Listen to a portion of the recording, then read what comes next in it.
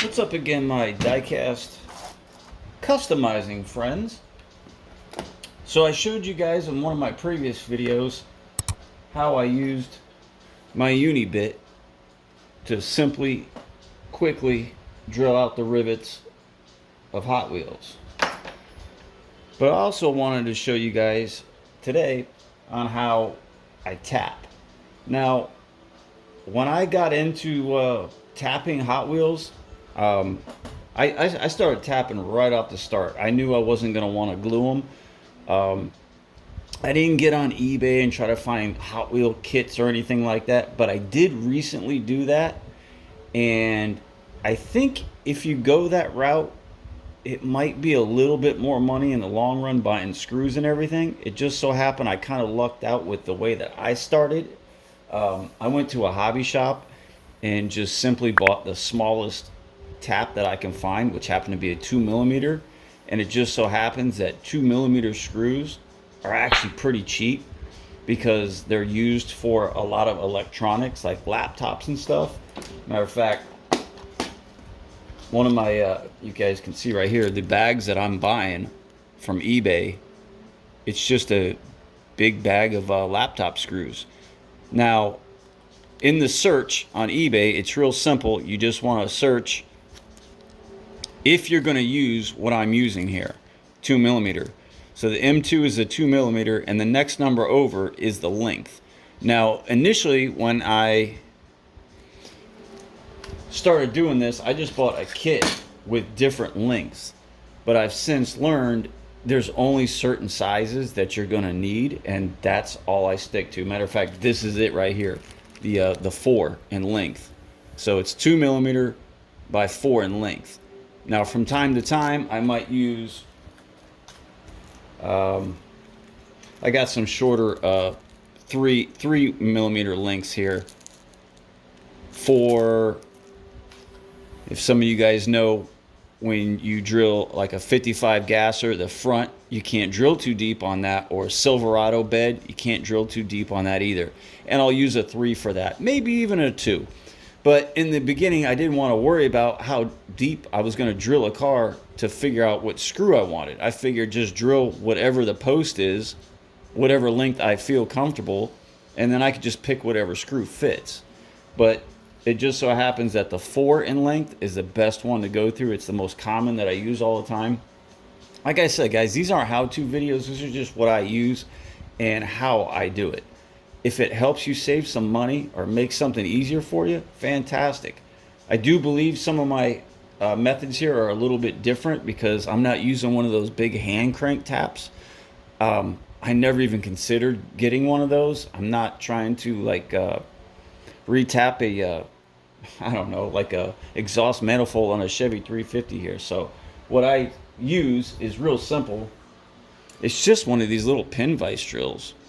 You don't need a big hand crank tap. And I have a, I've been using this from the beginning, and it's super easy to keep nice and straight and tap. So I'll show you what I use for that. So I just happened to grab one of these Supra premiums here, and I already did my method with the, we zoomed in here? There we go. I already used my method with the uni bit. Popped it out real quick. Only takes a couple seconds. Get it loaded up in the vise here. Now, I did already drill this out because for sake of time here, but I will show you the bits that I'm using. So these are the bits that I'm using to drill with. 1/16. This one happens to be a Milwaukee. You could also use,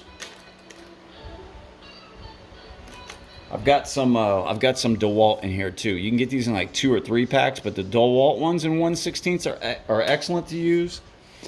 And the Milwaukees are excellent to use. Both great quality. They actually are the cheaper ones when you go to Home Depot or Lowe's. But then I remember finding this right here. I think the brand was Spider or something, and it was like 3-4 times the price of the DeWalt and the Milwaukees. It's junk. Don't waste your money on this. This blue tip, it's trash. Don't use that. Speaking of that, though, I will mention too, because I did. If you guys are going to spend the good money, get the good money. Spend the good money on the Unibit. If this is what you guys choose to use for drilling out the rivets. I got this no-name brand right here, and it doesn't even work. It's trash. So save the money. Just get the good one. Like I said, as far as the bits go, 1/16 is what I use. So I actually already went ahead and drilled this. Most importantly, thing you want to remember here, when you go to drill it, just make sure that you drill straight. I'm gonna bring this up for you guys. You don't want to drill at an angle. Make sure you come in straight. So that's part of the other reason why I use this vise. It holds it nice and straight for you. So I went ahead, already drilled this one out, because that's really not what this video is about. It's about how I tap it here. If you guys are ever trying to be careful and not drill too deep into your post, you can just simply put a little taper on your bit there as a guide and know how deep you can go. So you don't go too deep, because as you can imagine, if you go too deep, it's kind of a wrap. So I've done it. So like I said, you can get these screws super cheap on eBay, these laptop 2mm screws. I think the kits that I've seen offered out there on eBay is, I believe the size I saw was 256. I wouldn't go for that. That's a pretty thick screw over a 2mm. The 2mm, it makes it real easy to drill. I imagine that bit would have to be bigger too. I don't know. This is what I use. So all I simply do, get the drill out of the way here, is I give myself a little dab of oil, just one little drop.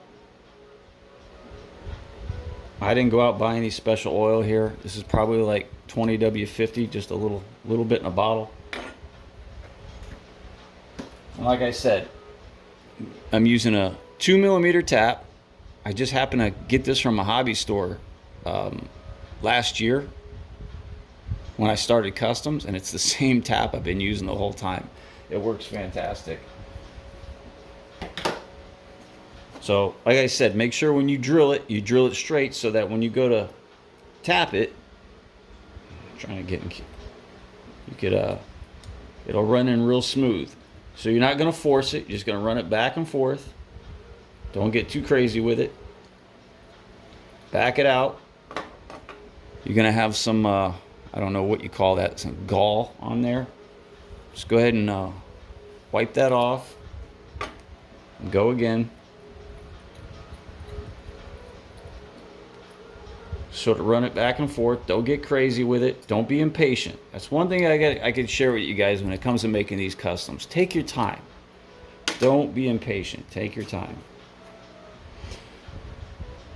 Go for the back here. See, I'm holding it. I'm coming in straight this way. I'm coming in straight this way.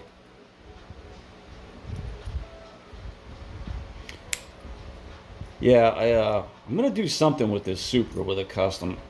Like I said in my previous video when I found this, I'm hoping that this premium is a little bit better. I guess I'll find out when I strip it if it's better than the basics, because man, this casting, these things are rough. There's a lot of work I put into some of these customs after I strip them. Going through and using these files to try to clean up the metal on some of these before I paint them. I'll spend 15-20 minutes on here just filing the metal down and trying to make it as smooth as possible. Matter of fact, there's an example of one I put all kinds of time into, trying to get the body prepped and clean before paint. Trying to smooth that metal out the best I can. Alright, so this is pretty much fully tapped now. It really doesn't take long. When you're using this little pin vise hand drill, By the way, you guys can get these on eBay too. I even think I've seen some of these at Hobby Lobby. I love these so much, and I use them so often to keep from switching my drill bits. This is my tap one. It just stays in here. And then I have another one that I can use with my little mini drill bits for drilling. So I can just keep this one set up and use this one. So it's nice to have multiples of these.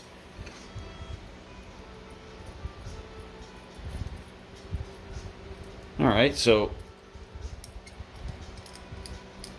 that's feeling good right there. Check the front one more time here.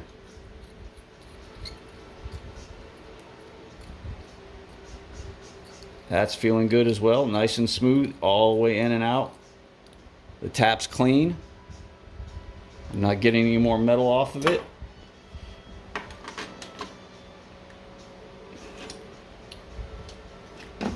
So now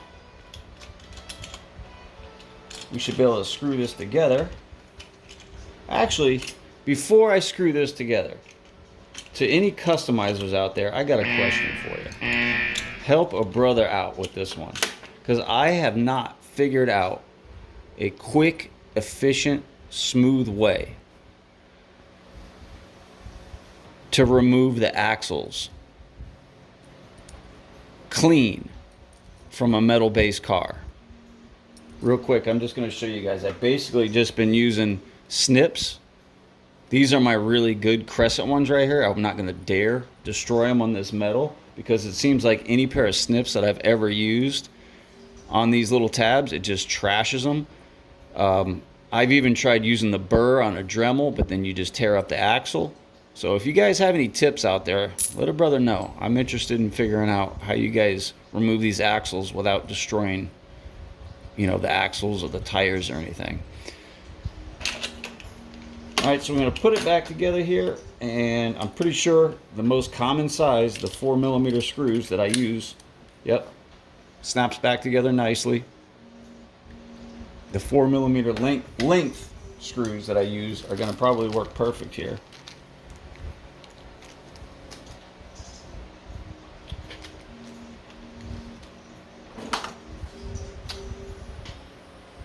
Where's my screwdriver? Now, when it comes to screw style, I personally like to use, in the beginning I was using Allen head screw styles, which actually is right here. This is the style I prefer the most using. I don't know if you guys could see. It's just the Allen head style. And the reason why I really liked using these is it's very similar to the rivets. So it gives it that stock look. However, the style that I like the most, that gives me a nice flush fit, are these little Phillips ones. Now, I'll put up a picture of where I find these, or the style. These are like the, I believe these are called the wafer head, and they're flat. And the reason why I like to use these, if you stance a car out and you lower it, you don't have to worry about the head of the screw sticking up. So this is my favorite style as far as the head style, but I can only find these in Phillips. But if you can find this style on Allen key, that's money right there. That's what I would go with.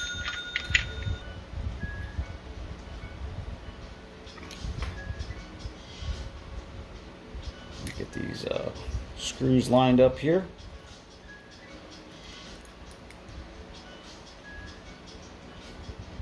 $2,000 years later.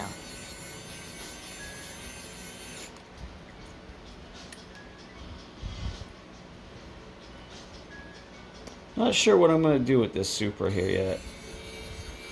But the good thing is it's ready to go. It's drilled and tapped. Lost my screwdriver. Nice, clean, smooth. I really like the 2mm. I don't know much, like I said, about that 256, but I imagine in the long run when you're buying screws, the size that I'm using here is probably going to be the most savings as far as cost, because, you know, you can just buy huge bags of these because they're used for a lot of electronics and stuff, and they work perfect. So like I said, that's the way I do it. That's what I like to use. Got my 2mm tap. I got my 1/16 drill bits that I use to drill it out. A little bit of oil. Put your tap in one of these pin vise drills. Works real simple, real smooth. It's the way I've been tapping.